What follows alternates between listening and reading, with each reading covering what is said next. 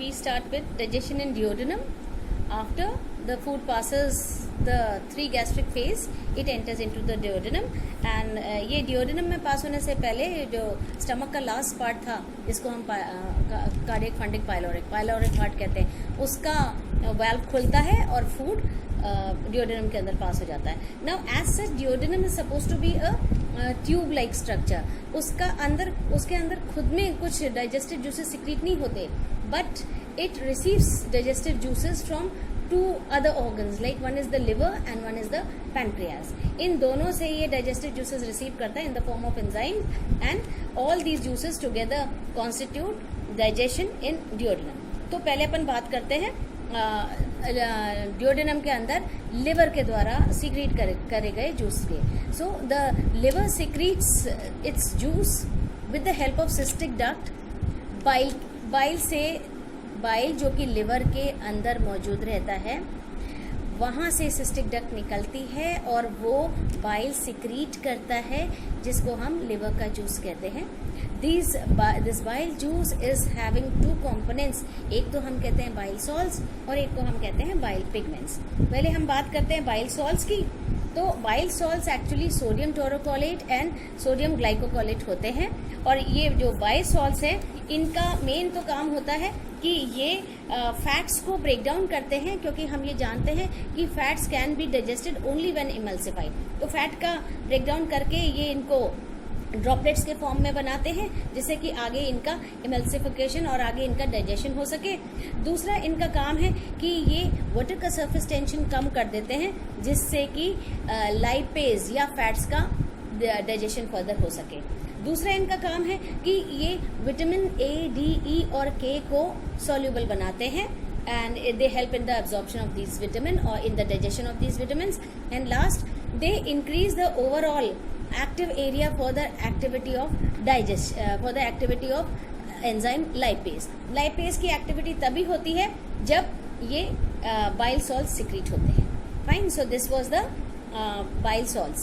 Now the other type of secretion जो liver देता है उसको हम कहते हैं it receive secretion from pancreas.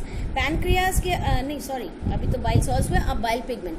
Bile pigment 2 प्रकार की होती है. एक को हम कहते हैं बिलीरूबिन और एक को हम कहते हैं बिलीवर्डन. ये जो बिलीरूबिन है this is actually yellow coloured and biliverdin ये ग्रीन कलर की होती है. Now what actually happens is that this bilirubin, biliverdin के बारे में ज़्यादा नोन नहीं है इसका फंक्शन क्या है, लेकिन बिलीरूबिन इंटेस्टाइन्स के अंदर बैक्टीरिया के द्वारा इसका ट्रीटमेंट होता है and it is change into mesobilirubinogen. ये mesobilirubinogen is then change into stercobilirubinogen. ये स्टर्को आगे ऑक्सीडेशन के फलस्वरूप 2 में डिवाइड हो जाती है. एक को तो हम कहते हैं स्टर्कोबिलिन और दूसरे को हम कहते हैं यूरोक्रोम. ये जो स्टर्कोबिलिन है ये विष्ठा को भूरा कलर देती है, या ये फिकल मैटर को उसका ब्राउन कलर देता है, और दूसरा पार्ट जो उसका यूरोक्रोम कहलाता है ये यूरिन को उसका येलो रंग देता है. So this is the 2 types of salts, these 2 types of things which are secreted by the bile. तो बाइल के 2 फॉर्म्स, एक तो बाइल सॉल्ट्स और एक bile pigment. Bile salts sodium ग्लाइकोकोलेट and sodium taurocholate, और एक बाइल पिगमेंट्स जो bilirubin और बिलीवर्डन के रूप में होती है. ना इसके अलावा लिवर कोलेस्ट्रॉल और लेसिथिन भी सिक्रीट करता है. ना ये जो बाइल का कंट्रोल है ये नर्वस नहीं है, ये हार्मोनल होता है. This is not nervous but this is hormonal.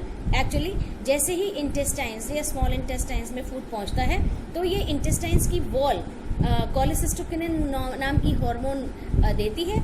ये कोलेसिस्टोकिनिन आगे जाकर के लिवर के अंदर से गॉल ब्लैडर को बाइल निकालने के लिए प्रेरित करता है, और वहीं पे ये पैनक्रियाज के अंदर से ये पैनक्रियाटिक जूस निकालने के लिए प्रेरित करता है.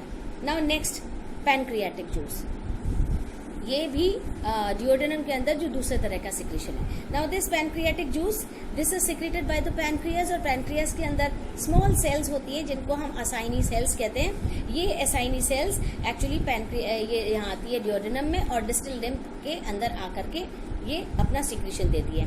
इसका टोटल अमाउंट वगैरह तो आप देख लेना किताब से, बाकी it is alkaline in nature.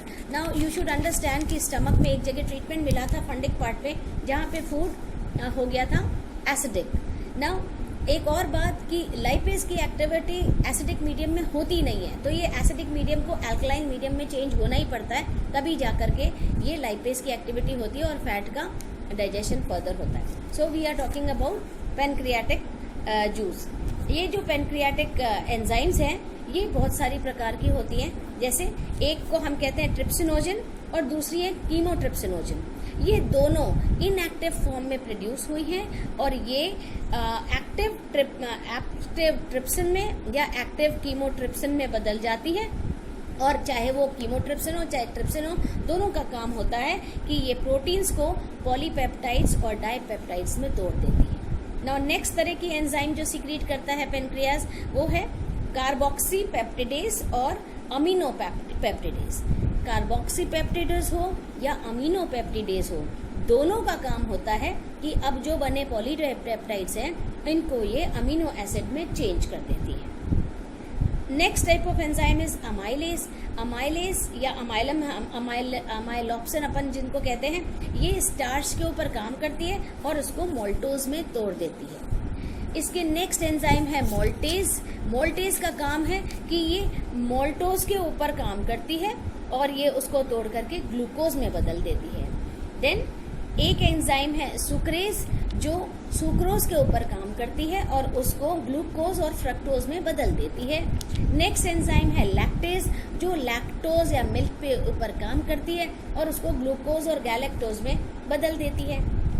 Next enzyme is lipase. Lipase जो अभी तक एक्टिव थी नहीं क्योंकि मीडियम एसिडिक था, मीडियम के अल्कलाइन होते ही ये लाइपेज एक्टिव हो जाती है, सरफेस एरिया भी इम्प्रूव हो जाता है, फैट्स के डाइजेशन के लिए एरिया सरफेस एरिया बढ़ जाता है और अब फैट्स इमल्सिफाई हो जाते हैं और फैट्स इमल्सिफाई होने के बाद ही fats are change into glycerol and diglycerides and triglycerides.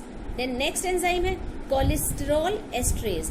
इस कोलेस्टेरॉल एस्ट्रेज का काम है कि ये कोलेस्ट्रॉल को उसके एस्टर फॉर्म में बदलती है।